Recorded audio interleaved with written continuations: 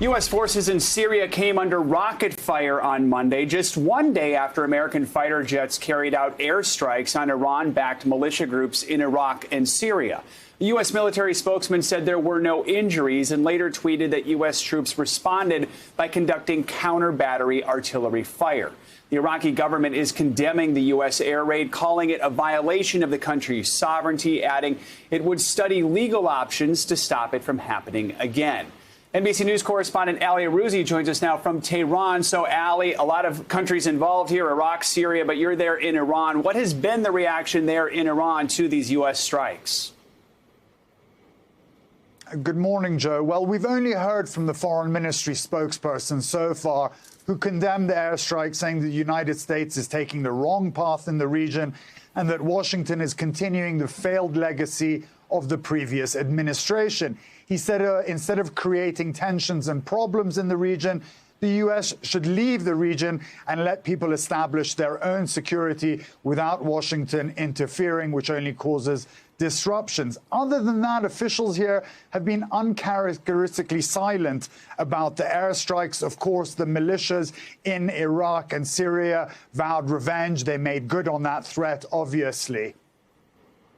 So, Ali, are there any signs that Iran-backed militia groups could step up attacks on U.S. interests in the region in the wake of these airstrikes?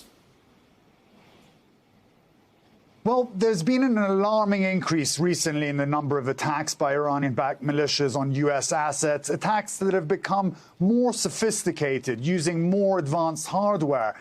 And the reality is, Joe, that they will probably continue with varying degrees of severity, depending on the political climate, because ultimately their goal is to expel all U.S. troops from the region. Look, it was only last week that the Hashd al-Shabi militia had a military-style parade in Iraq showing off their hardware, including tanks and drones, which are probably supplied by Iran. They look more powerful than the Iraqi army, and you don't flex that kind of military power if you don't want to send a message to the U.S. That they're not welcome. By and large, the attacks have been contained, but the smallest miscalculation could have massive implications for both Iraq, Iran, and the United States. And Ali, any idea at this point, could this latest escalation in tensions have any impact at all on nuclear talks with Iran?